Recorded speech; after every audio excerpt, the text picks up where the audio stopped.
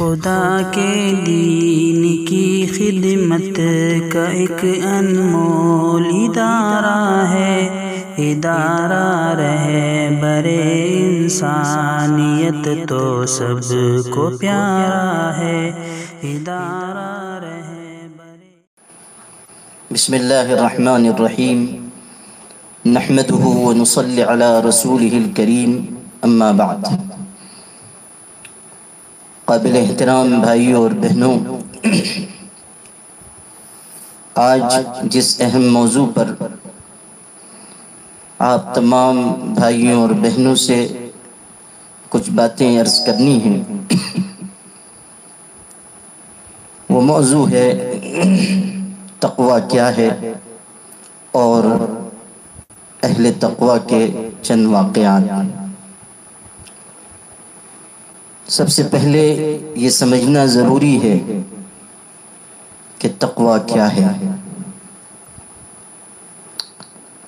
عام طریقے پر تقوی کا جو مفہوم ہمارے اور آپ کے ذہن میں ہے وہ ہے اللہ کا ڈر،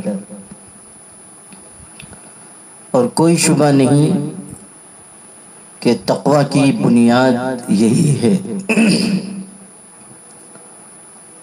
لیکن تقوی ایک اصطلاح ہے، اور شریعت میں بار بار اس اصطلاح کا استعمال ہوا ہے۔ قرآن پاک میں، احادیث میں بار بار اس لفظ کا تذکرہ آیا ہے۔ اس لیے تقوی کی اصل حقیقت کو سمجھنا ہمارے اور آپ کے لیے ضروری ہے۔ تقوی کے بارے میں ہمارے علماء اور محدثین نے، صلحاء اور مفسرین نے بہت تفصیل سے کلام فرمایا ہے اور بہت ہی اہم باتیں ارشاد فرمائی ہیں۔ تقوی کی تعریف بھی الگ الگ الفاظ میں مختلف بزرگوں سے، اولیاء سے، صالحین سے نقل کی گئی ہے۔ جیسے تفسیر کی کتابوں میں یہ بات ملتی ہے کہ تقوی کا مطلب یہ ہے کہ اللہ یراک مولاک حیث نہاک، کہ تقوی کا مطلب یہ ہے کہ تمہارا پروردگار، تمہارا مالک، تمہارا آقا تمہیں ہرگز ایسی جگہ نہ دیکھے جس جگہ سے اس نے روکا ہے۔ کوئی ایسا کام کرتے ہوئے اللہ تمہیں نہ دیکھے جس سے اللہ تعالیٰ نے روک دیا ہے۔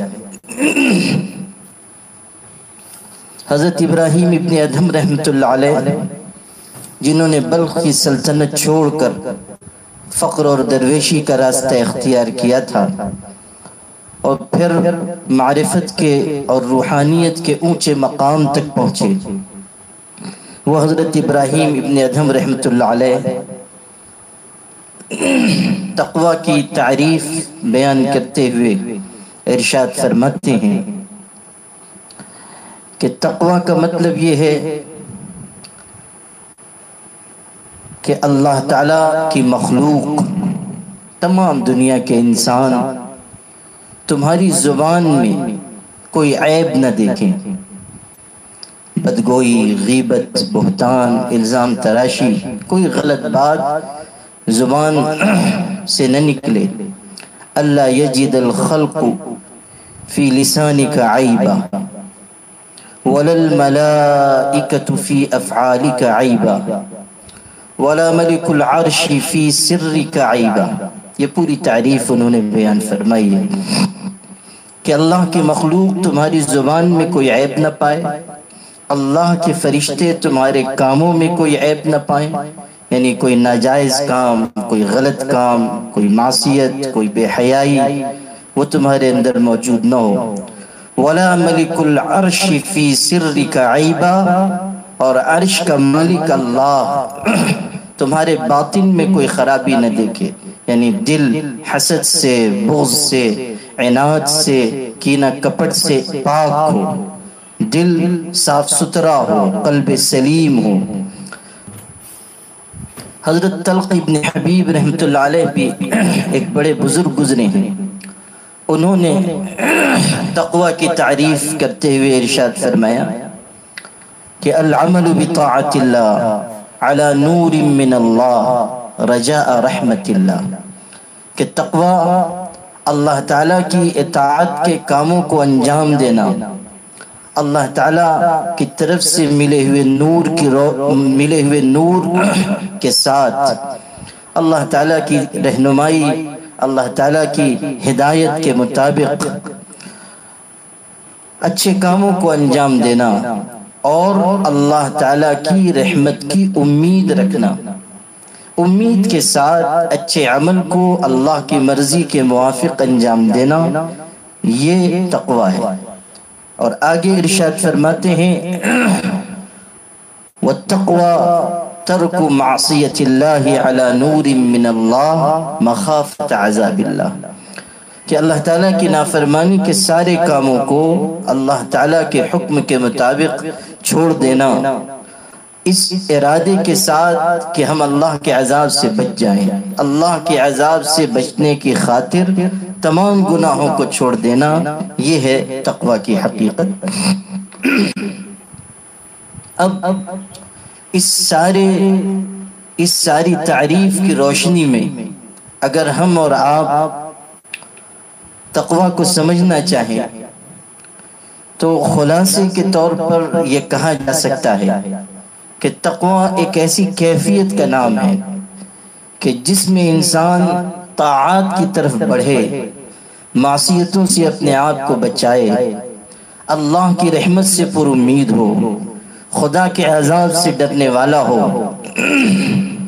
تمام فضائل اپنی زندگی میں جمع کرنے کی فکر کرے، تمام رذائل سے اپنے آپ کو دور رکھے، تمام ظاہری اور باطنی خرابیوں سے اپنے آپ کو بچانے کی فکر کرے، یہ احتیاط کی زندگی، یہ بچتے بچاتے گزرنے والی زندگی، یہی تقوی کا حاصل ہے، یہی خشیت اور خوف کا حاصل ہے، اور اسی پر کامیابی کا وعدہ ہے۔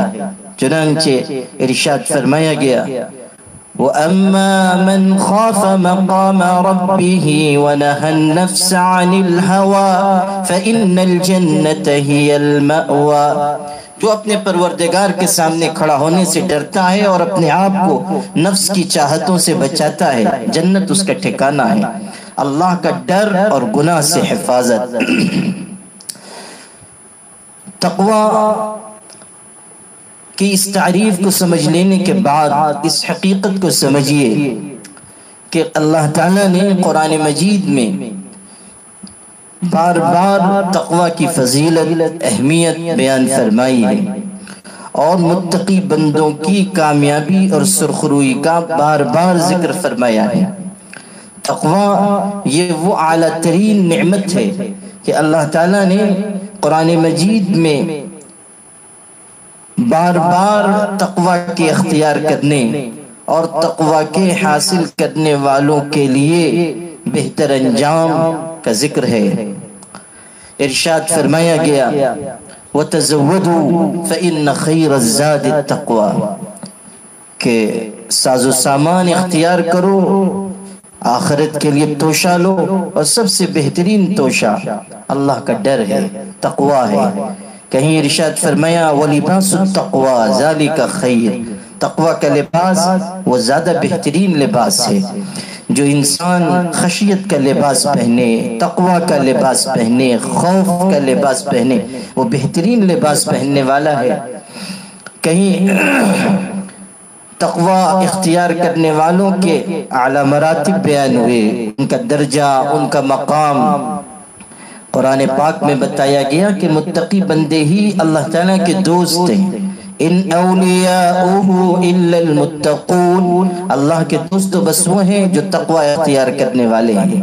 کہیں یہ بتایا گیا کہ اللہ تقوی اختیار کرنے والوں کے ساتھ ہے، ان اللہ مع الذین اتقوا والذین هم محسنون، اللہ ان کے ساتھ ہے جو اللہ سے ڈرتے ہیں، اور ان کے ساتھ ہے جو احسان کے راستے پر چلتے ہیں، اعمال کو اچھی طرح انجام دیتے ہیں۔ کہیں بتایا گیا کہ اللہ تعالیٰ کی نگاہ میں باعزت متقی بندے ہیں، ان اکرمکم عند اللہ اتقاکم، اللہ تعالیٰ کی نگاہ میں سب سے زیادہ باعزت شریف وہ ہے جو اللہ سے سب سے زیادہ ڈرنے والا ہے۔ کہیں بتایا گیا کہ اللہ تعالیٰ متقی بندوں کے عمل کو ہی قبول فرمائے گا، انما یتقبل اللہ من عباده المتقین، اللہ تعالیٰ اپنے متقی بندوں کے اعمال کو قبول فرمائے گا۔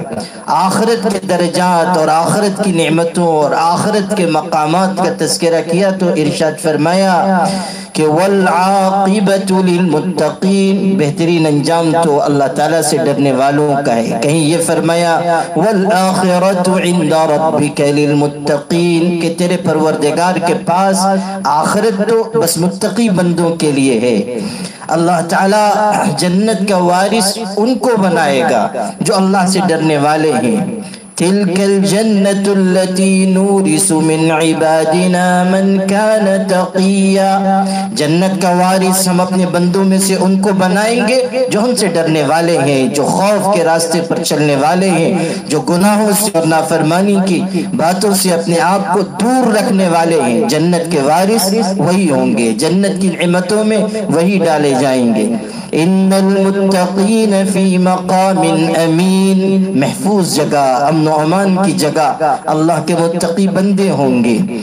اللہ تعالیٰ اپنے متقی بندوں کو بہترین ٹھکانہ عطا فرمائے گا، اللہ تعالیٰ بہترین انجام متقی بندوں کو نصیب فرمائے گا۔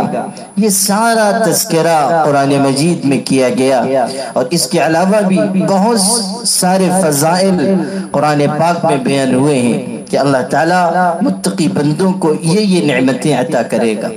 اور پھر متقی بندوں کی صفات کا تذکرہ بھی قرآن مجید میں ہے کہ جن کے اندر تقوی ہے ان کی پہچان کیا ہے، ان کی نشانی کیا ہے، وہ کس طرح اللہ تعالیٰ کا خوف کرتے ہیں، وہ کن عادتوں کو اختیار کرتے ہیں۔ یہ جو قرآن مجید میں تذکرہ ہے کہ اللہ تعالیٰ کے بندے غصے کو پی جانے والے ہیں، معاف کر دینے والے ہیں، احسان کرنے والے ہیں، یہ متقی بندوں کے تذکرے میں یہ بات آئی ہے۔ یہ جو صفات بیان فرمائی گئی کہ اللہ تعالیٰ کے رحمان کے خاص بندے جو ہیں وہ راتوں کو اٹھ کر عبادت کرتے ہیں، اللہ تعالیٰ سے مانگتے ہیں، اللہ کے آگے عاجزی کرتے ہیں، یہ سب اللہ تعالیٰ کے خاص بندوں کی صفات ہیں، متقی بندوں کی صفات ہیں۔ اللہ کے راستے میں خرچ کرتے ہیں، بدکاری سے اپنے آپ کو بچاتے ہیں، ناحق کسی کو قتل نہیں کرتے، یہ صفات متقین ہیں۔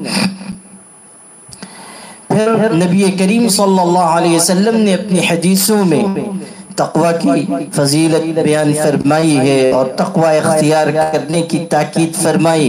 حضرت ابو ہریرہ رضی اللہ تعالیٰ عنہ حضور صلی اللہ علیہ وسلم کے صحابہ میں حفظ روایت کے لحاظ سے ممتاز ترین صحابی ہیں۔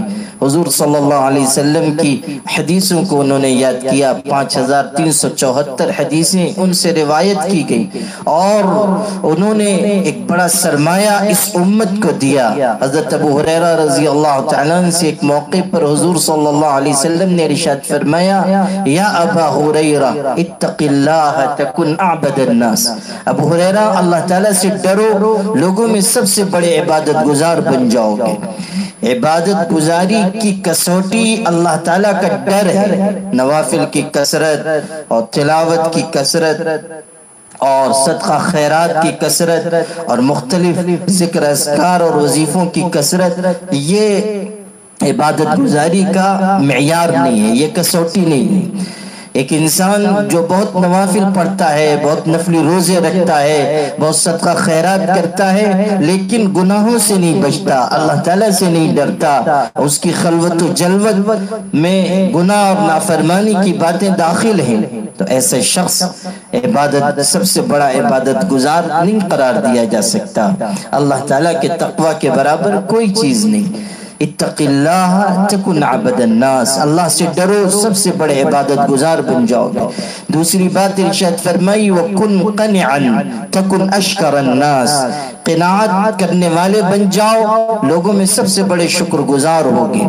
قناعت جس بندے میں ہوگی وہ اللہ تعالیٰ کا سب سے زیادہ شکر گزار بندہ بنے گا۔ تھوڑے پر قناعت کرے گا، اپنے سے نیچے کے لوگوں کو دیکھے گا، ہمیشہ اللہ کے آگے ہاتھ پھیلائے رکھے گا، اللہ تعالیٰ کی حمد و ثنا بیان کرے گا کہ اللہ آپ نے مجھ کو بے شمار نعمتوں سے نوازا ہے اور آپ نے مجھ پر اپنی رحمتیں برسائی ہیں، یہ شکر گزار بندہ۔ قناعت شکر کی طرف لے جائے گی اور ہوس ناشکری کی طرف لے جائے گی، حرص انسان کو تباہ کرے گی اور قناعت انسان کو آگے بڑھائے گی۔ تیسری بات حضور صلی اللہ علیہ وسلم نے ارشاد فرمائی کہ احب لاخیک ما تحب لنفسک تکن مؤمنا، کہ اپنے بھائی کے لیے بھی وہی چیز پسند کرو جو اپنے آپ کے لیے پسند کرتے ہو، اگر تم ایسا کرو گے تو مومن بندے بن جاؤ گے۔ انسان جو اپنے لیے پسند کرے وہ اپنے بھائیوں کے لیے پسند کرے اور اپنی ذات پر دوسروں کو ترجیح دے۔ یؤثرون علی انفسہم ولو کان بہم خصاصہ، ارشاد ہوا کہ اللہ تعالیٰ کے اچھے بندے صحابہ کرام ان کے بارے میں بتایا گیا کہ وہ اپنے آپ پر دوسروں کو ترجیح دیتے ہیں چاہے وہ خود ضرورت مند حاجت مند ہو۔ حضور صلی اللہ علیہ وسلم نے ایک حدیث میں تقوی اختیار کرنے کی نصیحت فرماتے ہوئے تقوی کے فضائل بیان کیے، تقوی کی اہمیت بیان کی۔ ارشاد فرمایا شرف الدنیا الغنی وشرف الآخرت التقوی، کہ دنیا کی بزرگی لوگوں سے بے نیاز ہو جانا ہے، لوگوں سے اپنے آپ کو الگ کر لینا، ان کے مال سے، ان کے عہدے سے، ان کی شہرت سے، ان کی دولت سے کوئی تعلق نہ رکھنا، امید صرف اللہ تعالیٰ کی ذات سے ہو۔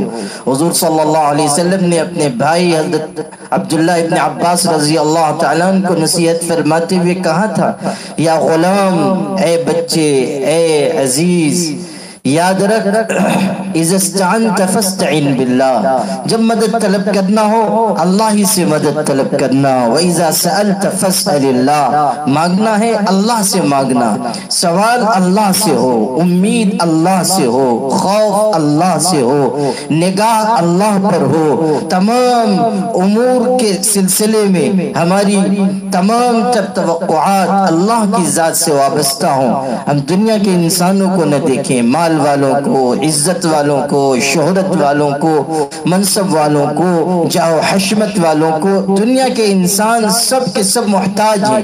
یا ایھا الناس انتم الفقراء الی اللہ، دنیا کے انسانوں تم سب اللہ کے آگے محتاج اور فقیر اور بے بس ہو، کرنے والی ذات تو صرف اللہ کی ہے، اسی سے امید رکھو۔ تو شرف الدنیا الغنی، دنیا کی بزرگی، دنیا کی بزرگی، دنیا کی شرافت بے نیازی ہے۔ وشرف الآخرت التقوی، اور آخرت کی بزرگی اللہ تعالیٰ کا ڈر ہے، آخرت میں ان کے درجات بلند ہوں گے جو ڈرنے والے ہیں۔ پھر ارشاد فرمایا شرفکم غناکم وکرمکم تقواکم واحسابکم اخلاقکم وانسابکم اعمالکم، ارشاد ہوا کہ تمہاری شرافت بے نیازی ہے اور تمہاری بزرگی اللہ تعالیٰ کا ڈر ہے، اور تمہارا حسب نسب تمہارے اخلاق اور اعمال ہیں۔ حسب نسب کہ میں سید گھرانے سے ہوں، میں مغل گھرانے سے ہوں، میں فلاں خاندان سے ہوں، میرے باپ ایسے، میرے دادا ایسے، میرے پردادا ایسے، اس کی اللہ کے نگاہ میں کوئی قیمت نہیں ہے۔ انسان کا حسب نسب اس کا عمل ہے، اس کے اخلاق ہیں۔ سلمان فارسی رضی اللہ تعالیٰ عنہ فارس کے رہنے والے تھے اور غلام بن کر آئے تھے، اور پھر ان کو آزادی ملی اور اسلام انہوں نے قبول کیا کیا، پھر اللہ تعالیٰ نے ان کو عزت کے مقام تک پہنچایا۔ ایک موقع پر کسی نے ان سے پوچھا کہ آپ کے والد کا نام کیا ہے، کہ آپ کے والد کا نام کیا ہے؟ حضرت سلمان فارسی رضی اللہ تعالیٰ نے فرمایا انا ابن الاسلام، میں اسلام کا بیٹا ہوں، اسلام کا بیٹا ہوں، انا ابن الاسلام، اسلام کا بیٹا ہوں۔ یہ نسب انہوں نے بتایا۔ جب حضرت عمر ابن خطاب رضی اللہ تعالیٰ کے سامنے کسی نے یہ بات ذکر کی تو حضرت عمر ابن خطاب بھی بے ساختہ پکار اٹھے کہ وہ انا ابن الاسلام، کہ میں بھی اسلام کا بیٹا ہوں۔ تو انسان کا حسب نسب اس کے اعمال ہیں، اس کے اخلاق ہیں۔ جس کے اعمال جتنے اچھے، جس کے اخلاق جتنے اچھے، وہ اتنا اونچا ہے۔ اللہ تعالیٰ کی نگاہ میں حسب نسب کی اور خاندان کی اور ذات برادری کی کوئی اہمیت نہیں ہے۔ لا فضل لعربی علی عجمی ولا لعجمی علی عربی ولا لابیض علی اسود ولا لاسود علی ابیض۔ کالے کو گورے پر، گورے کو کالے پر، عربی کو عجمی پر، عجمی کو عربی پر کوئی فضیلت حاصل نہیں ہے۔ برتری تو صرف اس کے لیے ہے جو اللہ سے ڈرنے والا ہے۔ انتم من ذکر و انثی، تم ایک ماں باپ کی اولاد ہو، ایک مرد ایک عورت سے پیدا کیے گئے۔ یا ایھا الناس انا خلقناکم من ذکر و انثی، تم کو ہم نے ایک ماں باپ سے پیدا کیا، پھر الگ الگ قبیلے، الگ الگ شناختیں تمہاری بنائی، یہ صرف پہچان کے لیے ہے۔ تو حضور صلی اللہ علیہ وسلم فرما رہے ہیں کہ آخرت کی شرافت اور بزرگی اللہ کا ڈر ہے، اللہ تعالیٰ کا خوف ہے۔ ایک حدیث میں حضور صلی اللہ علیہ وسلم نے تقوی اور پرہیزگاری اور اللہ تعالیٰ کا ڈر اور خشیت، اس کی تعریف کرتے ہوئے اور فضیلت بیان کرتے ہوئے ارشاد فرمایا کہ تقوی کے ذریعے انسان اونچے مقامات حاصل کرتا ہے، تقوی کے ذریعے انسان اعلیٰ درجات حاصل کرتا ہے۔ یہی بات جو ابھی ارشاد فرمائی گئی کہ اللہ تعالیٰ کی نگاہ میں شرافت اور بزرگی تقوی کی بنیاد پر ہے۔ پھر ایک حدیث میں جو اگرچہ کہ کمزور حدیث ہے، یہ ارشاد فرمایا گیا کہ آلی کل تقی الی یوم القیامہ، میری آل و اولاد ہر وہ متقی بندہ ہے قیامت تک آنے والا، ہر وہ متقی بندہ جس کے دل میں اللہ تعالیٰ کا ڈر ہے، میری اولاد ہے، میرے کنبے کا فرد ہے۔ آلی کل تقی الی یوم القیامہ۔ تو قرآن و حدیث میں تقوی کی بڑی فضیلت اور اہمیت بیان ہوئی اور متقی بندوں کی شان و شوکت بیان ہوئی۔ میرے بھائیوں، میری پیاری بہنوں، اس زمانے میں سب سے زیادہ گناہوں سے بچانے والی اور طاعت، عبادت اور اللہ تعالیٰ کے مرضیات والے راستے پر چلانے والی اگر کوئی چیز ہے تو اللہ کا ڈر ہے۔ اسی ڈر کو ہمیں اپنے اندر پیدا کرنا ہے، تقوی حاصل کرنا ہے، لباس تقوی پہننا ہے، اپنی آخرت کے لیے تقوی کا توشہ اختیار کرنا ہے۔ آخرت کی شرافت اور کرامت اگر ہم چاہتے ہیں تو اس کے لیے اللہ تعالیٰ کا ڈر اختیار کرنا ہے۔ دنیا بھی اللہ تعالیٰ کے تقوی کی وجہ سے بہتر بنے گی اور آخرت بھی بہترین ہوگی۔ وَمَن يَتَّقِ اللَّهَ يَجْعَل لَّهُ مَخْرَجًا وَيَرْزُقْهُ مِنْ حَيْثُ لَا يَحْتَسِبُ، جو اللہ تعالیٰ سے ڈر کر زندگی گزارتا ہے اللہ تعالیٰ اس کے لیے مشکل میں آسانی پیدا کرتا ہے اور اللہ تعالیٰ اسے ایسی جگہ سے روزی عطا کرتا ہے کہ اس کو وہم و گمان بھی نہیں ہو سکتا۔ سورہ طلاق میں 28ویں پارے میں اللہ تعالیٰ نے یہ بات ارشاد فرمائی کہ اللہ تعالیٰ راستے پیدا کرے گا، اللہ تعالیٰ گنجائش پیدا کرے گا، اللہ تعالیٰ آسانیاں نصیب فرمائے گا، اللہ تعالیٰ بے وہم و گمان روزی عطا فرمائے گا۔ روزی کے لیے ہر شخص پریشان ہے، ہاتھ پھیلا رہا ہے، سوال کر رہا ہے، دوسروں سے امیدیں لگا رہا ہے۔ اللہ تعالیٰ متقی بندے کے لیے وعدہ فرما رہا ہے کہ اسے بے وہم و گمان روزی ملے گی۔ نبی کریم صلی اللہ علیہ وسلم نے جو معاشرہ تیار کیا، جو آپ صلی اللہ علیہ وسلم کے زیر تربیت افراد تیار ہوئے، آپ دیکھیے کہ ان کے اندر کیسی احتیاط، کیسا تقوی، کیسی پرہیزگاری۔ سیدنا ابو بکر صدیق رضی اللہ تعالیٰ حضور صلی اللہ علیہ وسلم کے صحابہ میں سب سے اونچے مقام پر ہیں، اور حالت یہ ہے کہ ایک مرتبہ لا علمی میں سخت بھوک کی حالت میں مشتبہ خوراک کے چند لقمے انہوں نے استعمال کر لیے۔ سخت بھوک لگی ہوئی ہے اور پتہ بھی نہیں کہ یہ مشتبہ کھانا ہے، اور بغیر پوچھے ہوئے وہ انہوں نے چند لقمے لے لیے۔ اس کے بعد پتہ چلا کہ یہ مشتبہ ہے، تو اتنی تکلیف ہوئی اور ایسی پریشانی ہوئی کہ انہوں نے ان لقموں کو اپنے پیٹ سے نکالنے کی ہر ممکن کوشش کی۔ نمک کا پانی پیا، بہت سارا پانی پینے کے بعد بھی وہ لقمے نہیں نکلتے تھے۔ بہت کوشش کر کے تکلیف کے ساتھ وہ لقمے نکلے۔ کسی نے کہا کہ اتنی زحمت آپ کیوں فرما رہے ہیں، آپ نے لا علمی میں چند لقمے استعمال کر لیے تھے۔ حضرت ابو بکر صدیق رضی اللہ تعالیٰ نے فرمایا کہ اگر یہ لقمے میری جان کے ساتھ بھی نکلتے تو میں ان کو نکال دیتا، اس لیے کہ میں نے حضور صلی اللہ علیہ وسلم سے یہ بات سنی ہے کہ جو گوشت حرام مال سے پرورش پاتا ہے جہنم کی آگ کے لیے وہ زیادہ مناسب ہے۔ حضرت ابو بکر صدیق رضی اللہ تعالیٰ کے بارے میں یہ بات اس سے پہلے بھی میں عرض کر چکا کہ عین وفات سے پہلے اپنے گھر کے منتظم معاقب دوسی رضی اللہ تعالیٰ کو بلا کر کہا کہ تم گھر کا انتظام دیکھتے رہے، اگر تمہارا کوئی حق ہمارے ذمہ ہو لے لو۔ انہوں نے کہا کہ 25 درہم باقی ہیں، میں ان کو اللہ کے لیے معاف کرتا ہوں۔ حضرت ابو بکر صدیق نے کہا ہرگز نہیں، میں اپنے آخرت کے توشے کو قرض کے بوجھ سے بوجھل نہیں کرنا چاہتا۔ سیدنا ابو بکر صدیق رضی اللہ تعالیٰ کے احتیاط کے اور تقوی کے، پرہیزگاری کے، خشیت خدا کے تو دسیوں واقعات ہیں۔ کبھی کبھی راستے سے گزرتے ہوتے تھے، درخت کی ٹہنی پر کوئی چڑیا چہچہا رہی ہوتی، اس کو دیکھ کر کہتے کاش ابو بکر چڑیا ہوتا، پرندہ ہوتا کہ زندہ رہتا، مر جاتا اور اس پر کوئی حساب کتاب نہیں ہوتا۔ حضرت عمر بن خطاب رضی اللہ تعالیٰ بے مثال انسان، اسلامی تاریخ کی عظیم المرتبہ شخصیت، بیت المال ان کی ذمہ داری میں تھا، مسلمانوں کے خلیفہ ہیں۔ ایک دن حضرت ابو موسیٰ اشعری رضی اللہ تعالیٰ نے بیت المال میں جھاڑو دی، 1 درہم زمین پر پڑا ہوا ان کو مل گیا۔ حضرت عمر ابن خطاب کا ایک چھوٹا سا پوتا تھا، بالکل چھوٹا بچہ، حضرت ابو موسیٰ اشعری رضی اللہ تعالیٰ نے وہ درہم اس چھوٹے سے بچے کو دے دیا کہ اس کو استعمال میں لے آؤ۔ حضرت عمر رضی اللہ تعالیٰ کی نظر پڑ گئی، انہوں نے پوتے کو بلا کر پوچھا یہ درہم کہاں سے آیا؟ انہوں نے صاف صاف بتا دیا کہ ابو موسیٰ اشعری رضی اللہ تعالیٰ نے دیا ہے۔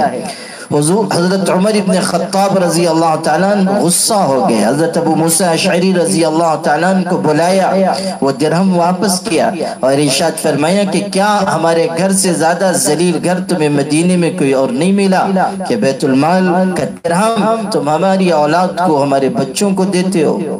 حضرت عمر ابن خطاب رضی اللہ تعالیٰ تشریف رکھتے تھے اور یمن سے خوشبو آئی، مشک آیا اور رات کا وقت تھا، اسے مسلمانوں میں تقسیم کرنا تھا۔ تشریف رکھتے ہیں، اچانک فرمایا کاش اس وقت کوئی مرد موجود ہوتا جو اس خوشبو کو ٹکڑے ٹکڑے کر دیتا اور اس کو وزن کر کے لوگوں میں تقسیم کر دیتا، تول کر لوگوں میں تقسیم کر دیتا۔ ان کی اہلیہ حضرت عاتقہ بیٹھی ہوئی تھی، انہوں نے یہ بات سنی تو کہنے لگی کہ حضرت میں بخوشی یہ خدمت انجام دے سکتی ہوں، آپ فرمائیں میں اس کو تول کر بانٹ دیتی ہوں۔ حضرت عمر ابن خطاب خاموش رہ گئے، پھر دوبارہ یہی بات فرمائی، پھر انہوں نے یہی کہا، پھر تیسری مرتبہ یہی واقعہ ہوا۔ تب حضرت عمر ابن خطاب رضی اللہ تعالیٰ نے کہا کہ میں نہیں چاہتا کہ تم اس خوشبو کو ہاتھ لگاؤ، اس کو تولو اور پھر تمہارے ہاتھ میں کچھ خوشبو لگی رہ جائے جس سے تم نفع اٹھاؤ، مسلمانوں کے مال سے میں اتنا نفع بھی نہیں چاہتا۔ آپ تصور کیجئے کہ کس قدر احتیاط ہے، کس قدر پرہیزگاری ہے، مسلمانوں کے مال کے سلسلے میں کس قدر اللہ تعالیٰ کا خوف ہے۔ ایک مرتبہ حضرت عمر ابن خطاب رضی اللہ تعالیٰ بیمار ہوئے اور حکیم و طبیب نے ان کا معائنہ کیا اور کہنے لگا کہ آپ کی اس بیماری کا علاج شہد ہے، تھوڑا شہد استعمال کریں، انشاءاللہ بیماری دور ہو جائے گی۔ حضرت عمر ابن خطاب رضی اللہ تعالیٰ بیت المال سے بہت مختصر وظیفہ لیتے تھے جس میں گزر بسر مشکل سے ہوتی تھی، کپڑا بھی ان کا بہت معمولی ہوتا، غذا بھی ان کی بہت سادہ ہوتی، یہاں تک کہ کپڑوں میں پیون لگانے کی نوبت آ جاتی تھی۔ راوی بیان کرتے ہیں کہ ایک مرتبہ جمعہ کے دن منبر نبوت پر خطبہ ارشاد فرما رہے تھے اور مسجد بھری ہوئی ہے، حضرت امیر المومنین خطبہ دے رہے ہیں اور ان کا جو کپڑا تھا اس پر پیون لگے ہوئے تھے۔ میں نے پیون شمار کیے تو کل 12 پیون کپڑے میں لگے ہوئے تھے، جن میں سے ایک چمڑے کا بھی تھا۔ آپ تصور کیجئے کہ کیسی سادہ زندگی تھی، اور بیت المال سے بہت معمولی وظیفہ وہ لیا کرتے تھے۔ ان کے یہاں اس وقت شہد موجود نہیں تھا، گھر میں تنگی کے ساتھ گزارا ہوتا تھا، اس لیے شہد گھر میں موجود نہیں تھا، بیت المال میں شہد موجود تھا۔ حضرت عمر ابن خطاب رضی اللہ تعالیٰ نے لوگوں کو جمع فرمایا اور ان کے سامنے یہ بات ارشاد فرمائی کہ میں بیمار ہوں اور طبیب نے شہد استعمال کرنے کی تاکید کی ہے، میرے پاس شہد موجود نہیں ہے اور نہ خریدنے کی استطاعت ہے، اگر آپ لوگ اجازت دیں تو میں بیت المال کے شہد میں سے تھوڑا سا شہد لے لوں تاکہ علاج ہو سکے، تکلیف دور ہو سکے۔ جب مسلمانوں نے اجازت دی تب انہوں نے بیت المال کا شہد استعمال کیا۔ اللہ تعالیٰ کے ایسے پرہیزگار بندے، ایسے متقی بندے، ایسے احتیاط کرنے والے بندے اس روئے زمین پر گزرے ہیں۔ یہ حضور صلی اللہ علیہ وسلم کے تربیت یافتہ لوگ تھے جن کو حضور صلی اللہ علیہ وسلم کی رہبری اور رہنمائی ملی، اور اسی رہنمائی کی روشنی میں انہوں نے اپنی زندگی کا سفر طے کیا۔ حضرت عمر ابن خطاب رضی اللہ تعالیٰ کی نسل ہی میں حضرت عمر ابن عبدالعزیز رحمت اللہ علیہ پیدا ہوئے۔ وہ مشہور واقعہ آپ نے بار بار سنا ہوگا کہ حضرت عمر گشت کر رہے تھے اور رات کی تنہائی میں ایک مکان سے آواز آئی کہ دودھ میں پانی ملا دو۔ ماں کہہ رہی دودھ میں پانی ملا دو، بیٹی کہتی ہے امیر المومنین نے منع کیا ہے۔ ماں کہتی ہے امیر المومنین اس وقت نہیں دیکھ رہے ہیں، بیٹی کہتی ہے کہ امیر المومنین کا پروردگار تو دیکھ رہا ہے۔ یہ جملہ حضرت عمر ابن خطاب کے دل میں پیوست ہو گیا، انہوں نے گھر پر کوئی نشانی لگائی اور واپس چلے آئے۔ صبح انہوں نے اپنے بیٹوں کو جمع کیا اور ارشاد فرمایا کہ رات ایسا ایسا واقعہ پیش آیا، اگر میرے نکاح کی عمر ہوتی تو میں اس لڑکی سے نکاح کر لیتا، لیکن اب میں یہ چاہتا ہوں کہ تم میں سے کوئی اس سے نکاح کر لے۔ ان کے بیٹے عاصم رضی اللہ تعالیٰ تیار ہوئے، انہوں نے کہا کہ آپ میرا نکاح کرا دیں۔ چنانچہ اس لڑکی سے حضرت عاصم کا نکاح ہوا۔ حضرت عمر ابن خطاب رضی اللہ تعالیٰ کے گھر کی بہو بنی وہ خاتون، وہ لڑکی، اور پھر اللہ تعالیٰ نے تقوی کی بنیاد پر کیے جانے والے اس رشتے میں برکت عطا کی۔ ان میاں بیوی کے ہاں ایک بیٹی پیدا ہوئی جس کا نام ام عاصم رکھا گیا۔ پھر جب وہ بیٹی بڑی ہوئی، جوان ہوئی، تو اس کا نکاح عبدالعزیز ابن مروان سے ہوا جو بنو امیہ کے خانوادے میں تھے، بادشاہوں کے خلفاء کے خانوادے میں، بنو امیہ میں ان کا نکاح ہوا ام عاصم کا عبدالعزیز ابن مروان کے ساتھ۔ پھر اللہ تعالیٰ نے اس جوڑے کو جو اولاد عطا کی اس کو دنیا عمر ابن عبدالعزیز کے نام سے جانتی ہے۔ گویا کہ حضرت عمر رضی اللہ تعالیٰ کی پوتی کے یہاں اولاد پیدا ہوئی جس کا نام عمر ابن عبدالعزیز رکھا گیا، اور اللہ تعالیٰ نے ان کو ایسی شان عطا کی اور ایسی خصوصیات عطا کی کہ پوری دنیا میں ان کا عدل و انصاف ضرب المثل بن گیا۔ عمر ابن عبدالعزیز رحمت اللہ علیہ کے بارے میں حضرت عمر ابن خطاب رضی اللہ تعالیٰ کو خواب دکھایا گیا تھا۔ متعدد کتابوں میں یہ واقعہ نقل ہوا ہے کہ حضرت عمر ابن خطاب رضی اللہ تعالیٰ نے ایک رات خواب دیکھا کہ ان کی اولاد میں ایک ایسا بچہ پیدا ہوگا، ان کی نسل میں ایک ایسا لڑکا ولادت پائے گا جس کے چہرے پر زخم کا اثر ہوگا، ایک نشان ہوگا، اور آگے چل کر وہ پوری دنیا کو، روئے زمین کو عدل سے بھر دے گا جیسے زمین ظلم سے بھری ہوئی ہے۔ حضرت عمر ابن خطاب رضی اللہ تعالیٰ عنہ کے یہ خواب مشہور ہوا اور لوگ انتظار کرتے تھے کہ ان کی اولاد میں کوئی ایسا سعید فرزند پیدا ہوگا جو روئے زمین کو عدل و انصاف سے بھر دے گا۔ بلال ابن عبداللہ ابن عمر کے چہرے پر کوئی نشان تھا، کوئی زخم تھا، اس کی وجہ سے حضرت عمر کے خانوادے کے لوگ یہ سمجھتے تھے کہ بلال اس خوشخبری اور اس خواب کے مصداق ہوں گے، لیکن حضرت عمر ابن عبدالعزیز رحمت اللہ علیہ پیدا ہوئے، کچھ بڑے ہوئے، ان کے والد عبدالعزیز ابن مروان مصر کے گورنر تھے، مصر کے حاکم تھے۔ اس زمانے میں ایک دن حضرت عمر ابن عبدالعزیز رحمت اللہ علیہ گھوڑوں کے استبل میں گئے اور گھوڑوں کو دیکھنے کے لیے کسی گھوڑے نے لات چلائی اور ان کے چہرے پر زخم آ گیا، خون بہنے لگا۔ ان کے والد دوڑے ہوئے آئے، عبدالعزیز ابن مروان، ان کے بھائی بھی حضرت عمر ابن عبدالعزیز کے بھاگتے ہوئے آئے، دیکھا کہ خون بہ رہا ہے اور چہرے پر زخم لگ گیا ہے۔ کیسے نیک خصلت تھے ان کے والد بھی کہ اپنے بیٹے کو زخمی حالت میں اپنی گود میں اٹھائے ہوئے ہیں، زخم سے خون بہ رہا ہے، اور اس وقت وہ کہتے ہیں کہ اگر تم وہ بچے بن جاؤ جس کی بشارت عمر ابن خطاب رضی اللہ تعالیٰ عنہ کو دی گئی تو تم نیک بخت ہوگے، بنو امیہ میں ایسا بچہ پیدا ہوگا کہ جو نیک بخت ہوگا زمین کو عدل و انصاف سے بھر دے گا، اگر تم وہ ہوگے انک اذا لسعید تو تم تو بڑے خوشبخت ہو گے۔ اور پھر اللہ تعالیٰ نے انہی کو یہ سعادت و فضیلت عطا کی کہ ان کے ذریعے زمین عدل و انصاف سے بھر گئی۔ جب حضرت عمر ابن عبدالعزیز رحمت اللہ علیہ کا وصال ہوا تو ان کے عدل و انصاف کی وجہ سے عیسائی رعایا میں ان کا ایسا احترام تھا اور ان سے ایسی عقیدت تھی کہ ان کے وفات پر عیسائی لوگ یہ کہتے پھر رہے تھے کہ ہمارا یہ ماننا ہے کہ اگر عیسیٰ علیہ السلام کے بعد کوئی شخص مردوں کو زندہ کر سکتا تھا تو وہ عمر ابن عبدالعزیز تھے۔ ایسی شان اللہ نے ان کو عطا فرمائی۔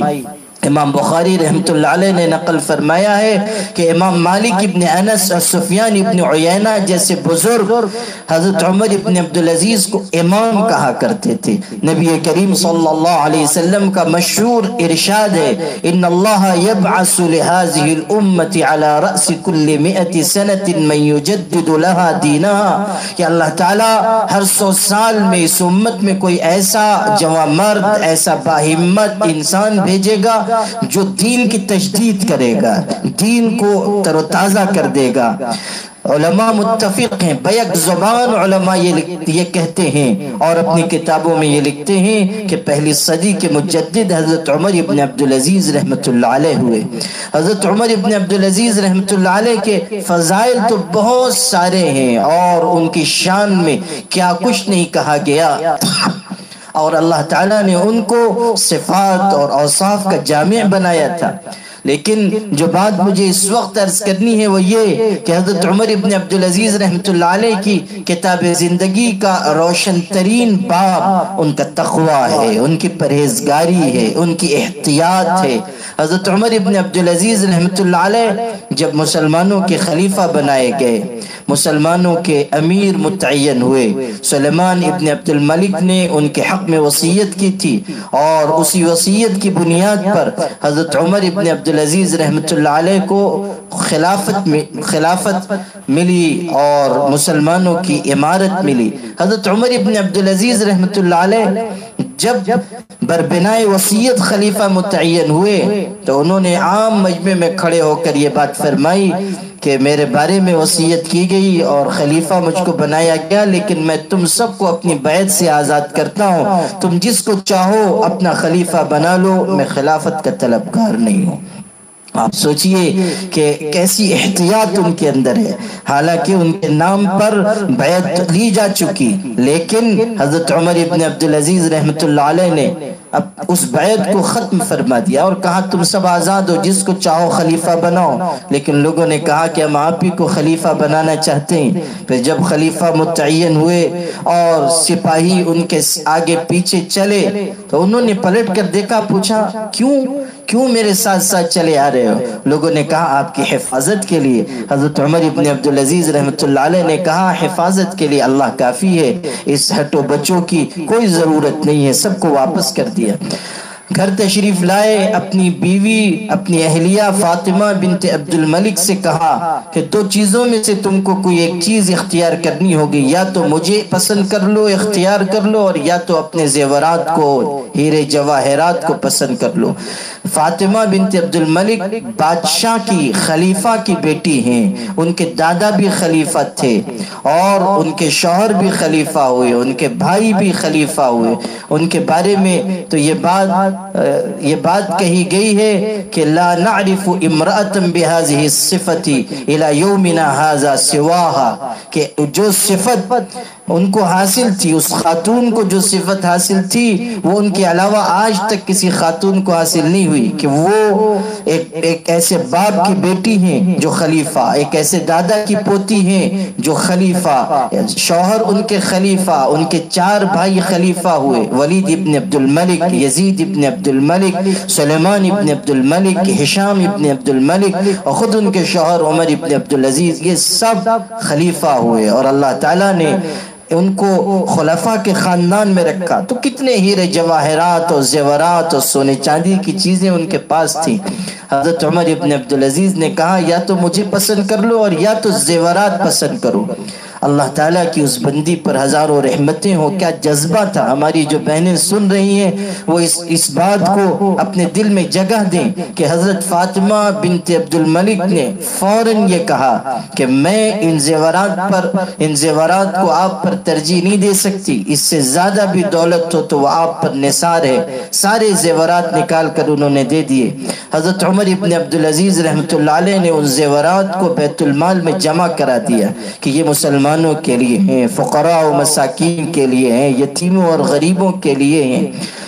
اور قربان جائیے کہ جب حضرت عمر ابن عبدالعزیز رحمۃ اللہ علیہ کا انتقال ہو گیا اور ان کے بعد یزید ابن عبد الملک خلیفہ ہوئے، جو فاطمہ بنت عبد الملک کے بھائی ہیں، یزید ابن عبد الملک، ان کو معلوم تھا کہ میری بہن کے سارے زیورات حضرت عمر ابن عبدالعزیز نے بیت المال میں جمع کرا دیے ہیں، تو انہوں نے اپنی بہن حضرت فاطمہ سے کہا کہ بہن اگر آپ چاہیں تو وہ ساری چیزیں میں آپ کو لوٹا دوں، بیت المال سے وہ ساری چیزیں آپ کو واپس کر دوں۔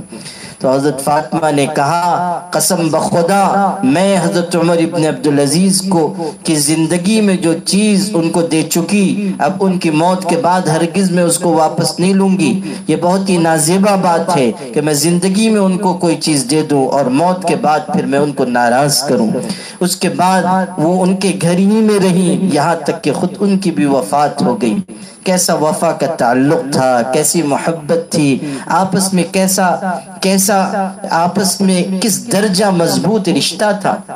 حضرت عمر ابن عبدالعزیز رحمۃ اللہ علیہ اپنے امور خلافت کے انجام دینے کے سلسلے میں اتنے محتاط تھے کہ رات کو جب جاگ کر امور خلافت انجام دیتے اور چراغ جلایا جاتا تو وہ چراغ ہوتا جو بیت المال سے استعمال کے لیے ملا تھا، لیکن جب کوئی ذاتی ضرورت کا کام کرنا چاہتے تو فوراً اس چراغ کو بجھا دیتے تھے اور اپنا ذاتی چراغ جلاتے اور اس کی روشنی میں اپنا کام انجام دیا کرتے تھے۔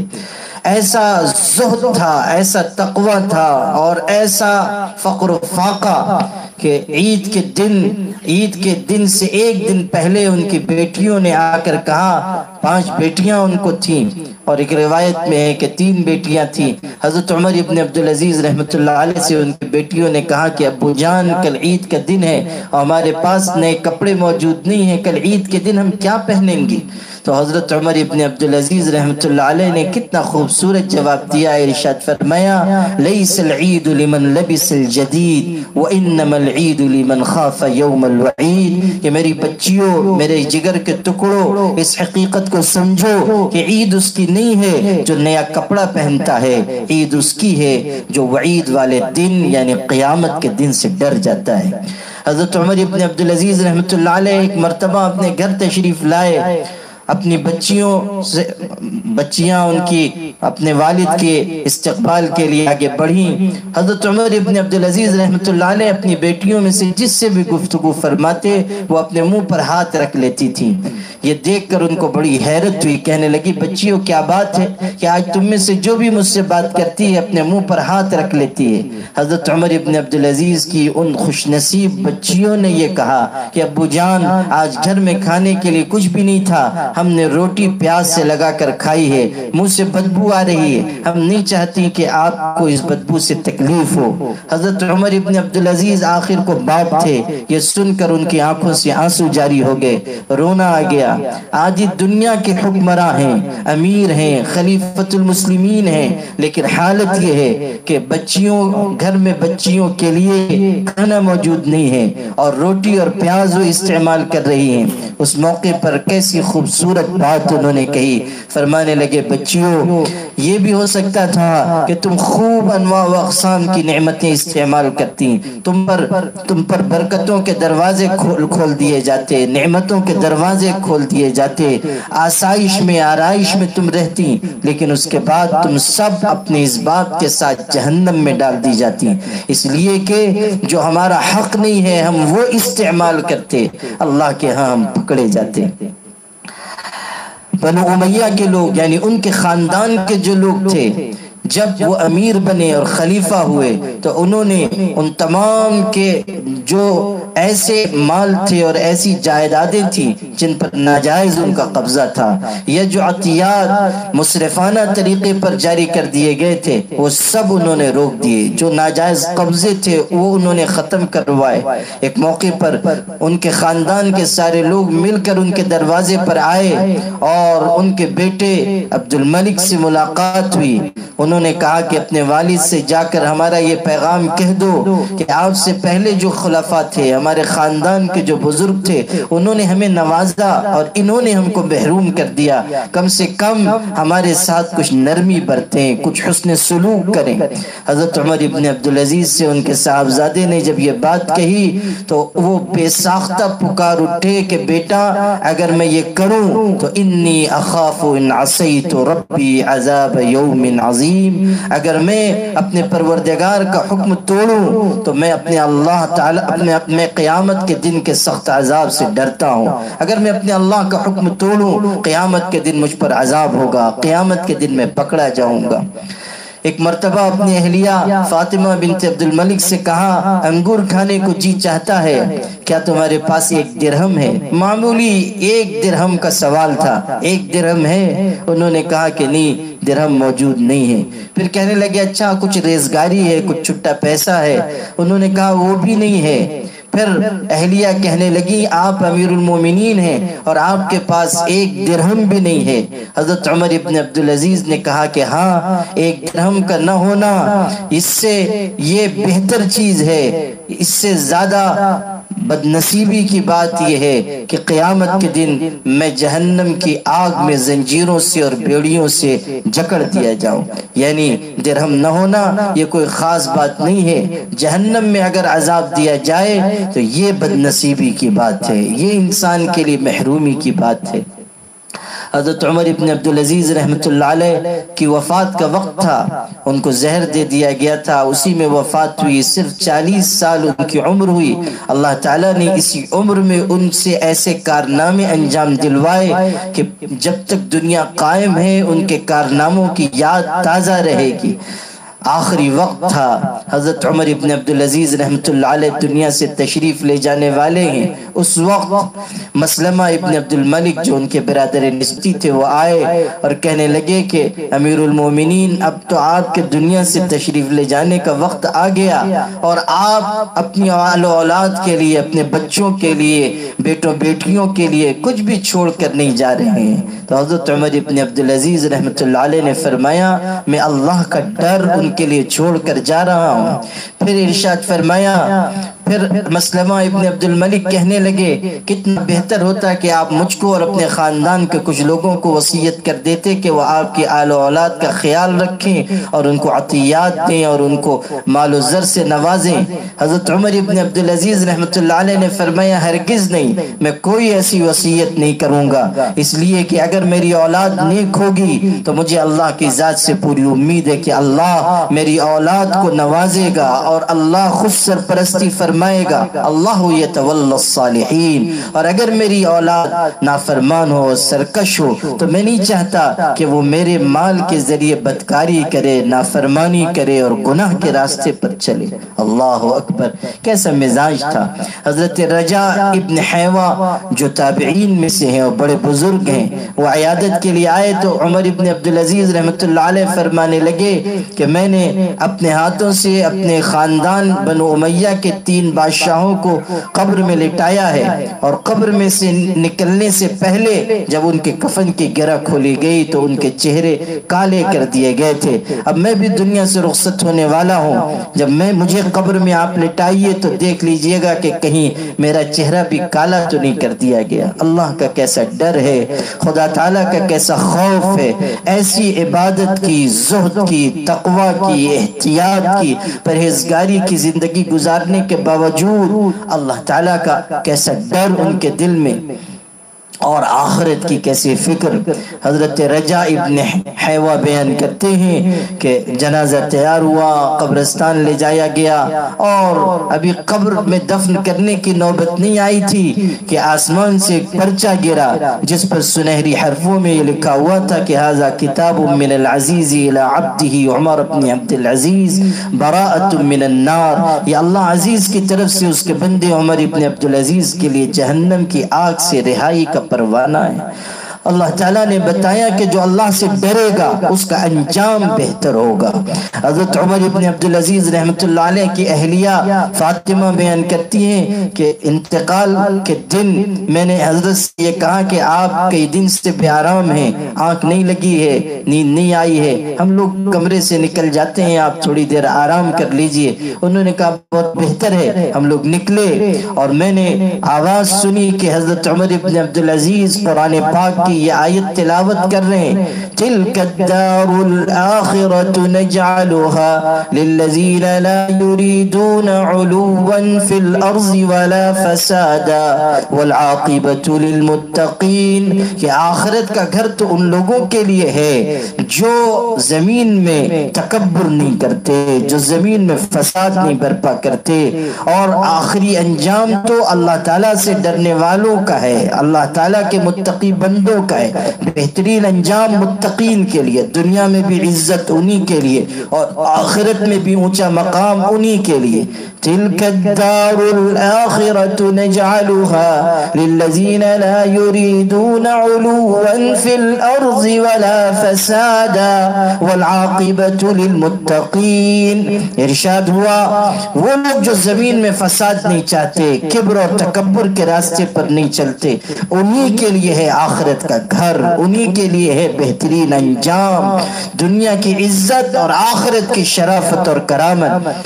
تو تھوڑی دیر تک آواز آتی رہی کہ وہ یہ آیت پڑھ رہے ہیں، تلاوت کر رہے ہیں، دہرا رہے ہیں۔ زندگی میں بھی حضرت عمر ابن عبدالعزیز رحمۃ اللہ علیہ قرآن پاک پڑھتے تھے تو کسی آیت پر روتے تھے اور بار بار اس کو دہراتے تھے، یہاں تک کہ کبھی کبھی پوری رات ایک سورت بھی مکمل نہیں کر پاتے، بار بار آیت پڑھتے، سورت پڑھتے اور روتے، گڑ گڑاتے، اللہ تعالیٰ کا خوف طاری ہو جاتا۔ یہی اہلیہ ان کی بیان کرتی ہیں کہ ایک رات میں نے عجیب حالت دیکھی، گھر میں تشریف لائے، وضو کیا، جو گھر میں مسجد کی جگہ تھی وہاں کھڑے ہوئے اور نماز کی نیت باندھی، اس کے بعد سورہ فاتحہ کی تلاوت کی اور پھر سورہ قارعہ پڑھنا شروع کیا۔ القارعۃ ما القارعۃ وما ادراک ما القارعہ یوم یکون الناس کالفراش المبثوث وتکون الجبال کالعہن المنفوش۔ جب اس آیت پر پہنچے کہ قیامت کا دن ایسا ہوگا کہ جب دنیا کے انسان بکھرے ہوئے پروانوں کی طرح ہوں گے، اور پہاڑ دھنی ہوئی روئی کی طرح ہوں گے، یعنی پہاڑ اڑا دیے جائیں گے۔ یوم ترجف الارض والجبال وکانت الجبال کثیبا مہیلا، قیامت کے دن وہ ہوگا کہ جب زمین کانپنے لگ جائے گی اور پہاڑ بھی کانپیں گے، اور پہاڑ بالکل ریت کی شکل میں تبدیل ہو جائیں گے، ریت کی شکل میں تبدیل ہو جائیں گے، پہاڑ اڑا دیے جائیں گے، بے وزن کر دیے جائیں گے۔ اللہ تعالیٰ پورے نظام کائنات کو درہم برہم کر دے گا۔ اذا الشمس كورت واذا النجوم انكدرت واذا الجبال سيرت واذا العشار عطلت۔ دنیا کے انسانوں یاد رکھو کہ جس طرح انسان کی موت کا ایک وقت متعین ہے، اسی طرح اس کائنات کی موت کا وقت بھی متعین ہے۔ انسان بھی مرتا ہے اور کائنات بھی مرے گی۔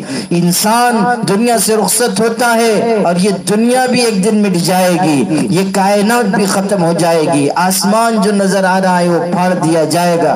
یوم تشقق الارض والسماء، آسمان زمین پھاڑ دیے جائیں گے۔ قیامت کے دن ایسا سخت ہوگا، زمین پر زلزلہ آ جائے گا۔ اذا زلزلت الارض زلزالها، زمین پر زلزلہ طاری ہو جائے گا، کپی طاری ہو جائے گی اور زمین لرزنے لگ جائے گی۔ جو خزانے زمین کے اندر ہیں، جو مردے زمین کے اندر ہیں، وہ سب باہر نکال دیے جائیں گے۔ اخرجت الارض اثقالها، زمین اپنا بوجھ نکال کر پھینک دے گی، اور اللہ تعالیٰ کی طرف سے زمین کو حکم دیا جائے گا اور وہ اپنی خبریں بیان کرے گی، کس نے کون سا گناہ کب کیا، کس نے کون سی غلطی کی، کس نے کون سی معصیت کا کام کیا، اور سمندروں اور دریاؤں میں آگ لگا دی جائے گی اور ستارے توڑ دیے جائیں گے، بے نور کر دیے جائیں گے۔ پوری دنیا میں ایک تباہی اور بربادی مچ جائے گی۔ اللہ تعالیٰ نے قرآن مجید میں بار بار ان چیزوں کا تذکرہ فرمایا ہے اور قیامت کے دن کی ہولناکی بیان کی ہے۔ یا ایھا الناس اتقوا ربکم ان زلزلۃ الساعۃ شیء عظیم یوم ترونها تذہل کل مرضعۃ عما ارضعت وتضع کل ذات حمل حملها وترى الناس سکارى وما هم بسکارى ولكن عذاب اللہ شدید۔ قیامت کے دن وہ ہوگا کہ جب تم دیکھو گے کہ ماں اپنی اولاد سے غافل ہو جائے گی، حاملہ عورتوں کے حمل ساقط ہو جائیں گے، لوگ نشے میں محسوس ہوں گے حالانکہ وہ نشے میں نہیں ہوں گے۔ ایک اضطراب اور ایک بے چینی اور ایک خوف تمام انسانوں کے دلوں پر طاری کر دی جائے گی۔ اللہ اکبر، کیسا سخت دن ہوگا، کیسا سخت دن ہوگا۔ اس دن سے ڈرایا گیا، اس دن سے خوف دلایا گیا۔ یوم یجعل الولدان شیبا السماء منفطر به کان وعده مفعولا، وہ دن ایسا ہوگا کہ جو بچوں کو بوڑھا کر دے، بچوں کو بوڑھا کر دے، اور اس دن آسمان پھٹ جائے گا، اور اسی دن کا وعدہ ہے اللہ تعالیٰ کی طرف سے طے شدہ وقت پر یہ ساری تبدیلیاں واقع ہو کر رہیں گی۔ ان الساعۃ آتیۃ لا ریب فیہا، قیامت کا دن آ کر رہے گا، قیامت قائم ہو کر رہے گی، حساب و کتاب برحق ہے، انسانوں کو دوبارہ اٹھایا جائے گا۔ یوم یبعثون، قیامت کے دن وہ ہوگا کہ جب انسان اٹھائے جائیں گے۔ حدیث پاک میں ہے کہ یحشر الناس یوم القیامت حفاتا عراتا، قیامت کے دن انسان ننگے بدن ننگے پیر اٹھائے جائیں گے، تمام انسان اللہ کی بارگاہ میں حاضر ہوں گے۔ یوم یقوم الناس لرب العالمین، تمام دنیا کے انسان جہانوں کی پرورش کرنے والے اللہ کے سامنے کھڑے ہو جائیں گے، اور پھر اللہ ان کے اعمال کو ظاہر کرے گا اور ان سے حساب لے گا اور باز پرس کرے گا۔ قیامت کے دن اس وقت تک ابن آدم کے پیر اپنی جگہ سے ہل نہیں سکتے جب تک کہ وہ ان 4 سوالوں کا جواب نہ دے لے۔ عن عمرہ فیما افنا، پوچھا جائے گا زندگی کہاں کاٹ کر آئے۔ عن شبابہ فیما ابلا، جوانی کہاں گزار کر آئے۔ عن عمرہ، عن مالہ من این اکتسبہ وفیما انفقہ، مال کے بارے میں سوال ہوگا کہاں سے کمایا اور کہاں خرچ کیا، اور علم کے بارے میں پوچھا جائے گا کہ اس پر کتنا عمل کیا۔ تو قیامت کے دن کی سختی یاد آئی. حضرت عمر ابن عبدالعزیز رحمۃ اللہ علیہ تلاوت فرما رہے ہیں اور سورہ قارعہ پڑھ رہے ہیں. یوم یکون الناس کالفراش المبثوث وتکون الجبال کالعہن المنفوش. بس یہ آیتیں تلاوت کی اور زور کی ایک چیخ مار کر گرے, رونے لگے اور چیخ مار کر گرے, اور ایسا محسوس ہوا کہ بالکل بے حس و حرکت ہو گئے. اس کے بعد پھر کھڑے ہوئے, پھر نیت باندھی, قرآن پاک کی اسی صورت کو پھر سے تلاوت کیا, یہ آیت پڑھی اور پھر بے ہوش ہو کر گرے, پھر کھڑے ہوئے, پھر بے ہوش ہوئے. اللہ اکبر. ان کی اہلیہ بیان کرتی ہیں کہ فجر تک یہ سلسلہ چلتا رہا, فجر تک یہ سلسلہ چلتا رہا. یہ اللہ تعالیٰ کی خشیت ان کے دل میں تھی. تو بوقت انتقال بھی انہوں نے قرآن پاک کی آیت پڑھی اور بار بار اس کو دہراتے رہے. پھر اس کے بعد آواز آنا بند ہو گئی. لوگوں نے یہ سمجھا کہ ان کو نیند آ گئی. تھوڑی دیر کے بعد لوگوں نے جا کر دیکھا تو اللہ کو پیارے ہو چکے تھے. قبلہ رخ, خود سے قبلہ رخ لیٹے ہوئے ہیں, اپنے ہاتھوں سے انہوں نے اپنی آنکھیں بند کر لی تھی اور اپنے ایک ہاتھ سے اپنے منہ کو پکڑ رکھا تھا اور اللہ کے حضور میں جا چکے تھے. اللہ تعالیٰ نے انہیں سعادت کی زندگی دی اور شہادت کی موت عطا کی. زہر کی وجہ سے ان کی وفات ہوئی. ان کی زندگی کے یہ واقعات بتاتے ہیں کہ انسان کو کیسی احتیاط والی زندگی اختیار کرنی چاہیے. مالک ابن دینار رحمۃ اللہ علیہ جو بڑے عابد و زاہد انسان گزرے ہیں, وہ فرمایا کرتے تھے کہ لوگ میرے بارے میں یہ کہتے ہیں کہ میں زاہد ہوں, حالانکہ زاہد تو عمر ابن عبدالعزیز رحمۃ اللہ علیہ تھے کہ دنیا ان کے قدموں کے نیچے آئی, لیکن انہوں نے ٹھوکر سے ساری دنیا کو ہٹا دیا اور دنیا سے بے رغبتی کی زندگی گزاری. میرے بھائیوں, میری پیاری بہنوں, اللہ تعالیٰ نے جو تقوی اختیار کرنے کی نصیحت ہم کو فرمائی ہے, ہم سب کو اس نصیحت کو حرز جاں بنانا چاہیے. اور آج کے دور میں جبکہ ماحول کے فتنے ہیں, خرابیاں ہیں, گناہ کے دروازے کھلے ہوئے ہیں, ہر چھوٹے بڑے گناہ سے اپنے آپ کو بچانے کی فکر کرنی چاہیے اور ہمیں اچھے ماحول میں اچھے اخلاق کے ساتھ, اچھے انسانوں کے ساتھ زندگی بتانی چاہیے تاکہ ہم تقوی کی اس کیفیت کو حاصل کر کے دنیا کی عزت اور آخرت کی نجات حاصل کر سکیں. آخرت میں اونچے مقامات اللہ تعالیٰ کے تقوی کی بنیاد پر ہی حاصل ہوں گے. اس لیے ہم سب اس بات کی فکر میں لگ جائیں کہ جو زندگی باقی ہے ہم اس زندگی کو اللہ کی ہدایت اور حضور پاک صلی اللہ علیہ وسلم کی نصیحت کے مطابق گزاریں. وآخر دعوانا ان الحمد للہ رب العالمین. دعا کر لیجیے.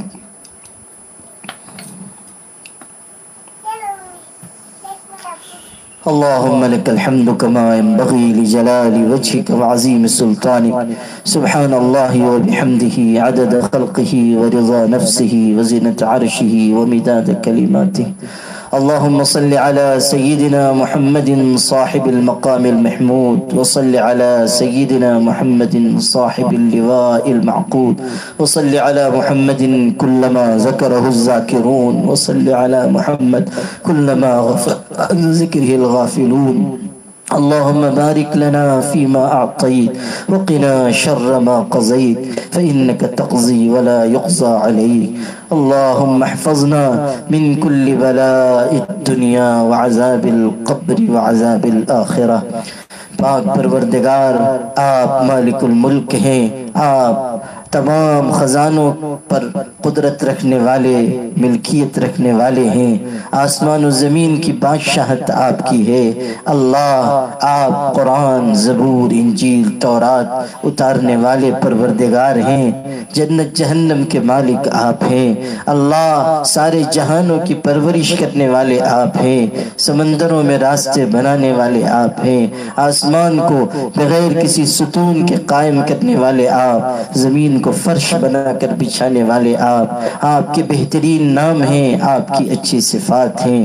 ساری کائنات آپ کی ہے, ذرہ ذرہ آپ کا ہے. اللہ, ایک اس کائنات کا ایک ایک ذرہ, درخت کا ایک ایک پتا, بارش کا ایک ایک قطرہ, صحرا کا ایک ایک ذرہ آپ کے نام کی تسبیح پڑھتا ہے. اللہ, سب آپ کے آگے جھکے ہوئے ہیں, سب آپ ہی کی مخلوق ہیں, سب آپ کے تابع فرمان مہمان ہیں۔ اللہ آپ نے کتنا کرم فرمایا، ہمیں انسان بنایا، صاحب ایمان بنایا۔ آپ نے اپنے محبوب رسول صلی اللہ علیہ وسلم کی امت میں ہمیں پیدا فرمایا۔ اللہ اگر ہم قیامت تک سجدے میں گر کر ان نعمتوں کا شکر ادا کرنا چاہیں تو ان نعمتوں کا شکر ادا نہیں کر سکتے۔ اللہ آپ اپنے کرم سے ہمیں شکر گزار بندوں اور بندیوں میں شامل فرما لیجئے۔ اللہ شکر گزار بندوں اور بندیوں میں شامل فرما۔ اللہ ہم پر رحم فرما، کرم فرما، ہماری مغفرت فرما۔ اللہ ہم اعتراف کرتے ہیں کہ گنہگار ہیں، خطا کار ہیں، اللہ ہم قصوروار ہیں، مگر آپ کی رحمت کے امیدوار ہیں۔ امید کے ساتھ، بھروسے کے ساتھ، اعتماد کے ساتھ آس لگا کر آپ کے در پر آئے ہیں، سارے دروں سے مایوس ہو کر آئے ہیں۔ اللہ ساری دنیا نے ان موجودہ حالات میں دیکھ لیا کہ ساری دنیا فقیر ہے، محتاج ہے، بے بس ہے، بے کس ہے۔ اللہ ساری طاقت و قدرت تو بس آپ کے پاس ہے۔ جو اپنے آپ کو بہت بڑا سمجھتے تھے وہ چیونٹی سے زیادہ اپنے آپ کو حقیر اور ذلیل خیال کر رہے ہیں۔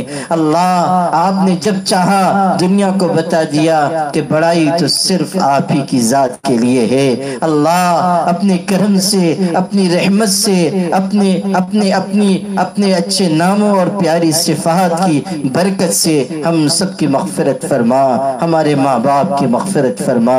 اللہ ہمارے ماں باپ کا ہم پر بڑا احسان ہے، انہوں نے بھوکا رہ کر کھلایا ہے، پیاسا رہ کر پلایا ہے، گیلے میں سو کر ہمیں سوکھے میں سلایا ہے، نہ جانے کتنی راتیں ہمارے لیے بے آرامی میں گزاری ہیں۔ پیارے اللہ اپنے کرم سے ہمارے ماں باپ کو ان کے احسان کا بہترین بدلہ عطا فرما۔ اللہ ہم میں سے کتنے ایسے ہیں جن کے ماں باپ دنیا سے رخصت ہو چکے۔ اللہ انسان کتنے ہی بڑا کیوں نہ ہو جائے، کتنے ہی بڑے منصب تک کیوں نہ پہنچ جائے، مگر اپنے مرحوم ماں باپ کو نہیں بھولنے پاتا۔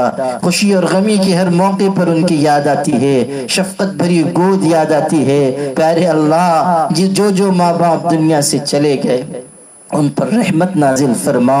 اللہ ان کی قبر کو نور سے بھر دے، ان کے اگلے مرحلوں کو آسان فرما، اگلے مرحلوں کو آسان فرما۔ اللہ ٹوٹے ہوئے دل لے کر آئے ہیں، بے بسی عاجزی لے کر آئے ہیں، فریاد لے کر حاضر ہوئے ہیں۔ اللہ مشکل وقت ہے، پریشانی کا دور ہے، اللہ چاروں طرف سے مصیبتوں کی بدلیاں آ چکی ہیں، اللہ طوفان اٹھ رہے ہیں، مصیبتوں کے سیلاب آ رہے ہیں۔ اللہ اس وقت مدد کرنے والی ذات صرف آپ کی ہے۔ اللہ آپ ہی پریشانی کو دور کر سکتے ہیں، آپ ہی امداد فرما سکتے ہیں، آپ ہی دستگیری فرما سکتے ہیں۔ آپ کے علاوہ نہ ہمارا کوئی سہارا ہے، نہ ہمارا کوئی آسرا ہے، نہ کوئی سر پر ہاتھ رکھنے والا ہے، نہ کوئی مصیبتوں کو دور کرنے والا ہے۔ آپ نے خود قرآن میں فرمایا ہے وَإِن يَمْسَسْكَ اللَّهُ بِضُرٍّ فَلَا كَاشِفَ لَهُ إِلَّا هُوَ، کہ او انسان اگر تجھ کو کوئی مصیبت پہنچ جائے تو سوائے اللہ کے اس کو کوئی دور نہیں کر سکتا۔ اللہ ہمیں ایک بار نہیں، 100 بار نہیں، 1000 بار گواہی دیتے ہیں کہ مصیبت کو دور کرنے والی ذات صرف آپ کی ہے۔ کرم فرما دیجئے، وبا اور بلا کو دور فرما دیجئے، مصیبت کا خاتمہ فرما دیجئے۔ اللہ مصیبت کا خاتمہ فرما دیجئے، امداد فرما دیجئے، امداد فرما دیجئے، امداد فرما دیجئے۔ اے وہ پروردگار جس نے یونس علیہ السلام کو مچھلی کے پیٹ سے نجات دی تھی، اے وہ پروردگار جس نے سمندر کی اندھیری، رات کی اندھیری، مچھلی کے پیٹ کی اندھیری میں اپنے بندے یونس کی دعا کو سنا تھا اور ان کی پریشانی کو دور کیا تھا، اے وہ پروردگار جس نے یوسف علیہ السلام کو کنویں سے نجات دی تھی، اے وہ پروردگار جس نے محمد صلی اللہ علیہ وسلم کو مشرکین مشرکین مکہ سے محفوظ رکھا تھا۔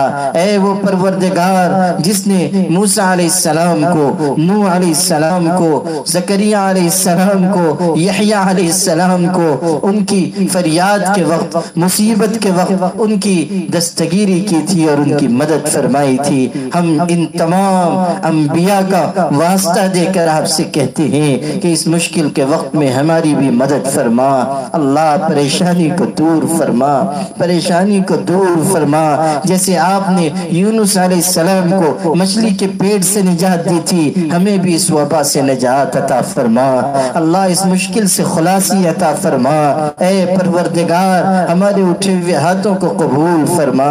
اللہ جو غریب، جو ستم رسیدہ پریشان ہیں، اپنے کرم سے ان کی پریشانیوں کو دور فرما، ان کی مصیبتوں کا خاتمہ فرما، ہمیں خدمت کی استطاعت عطا فرما، توفیق عطا فرما، موقع عطا فرما، قوت عطا فرما۔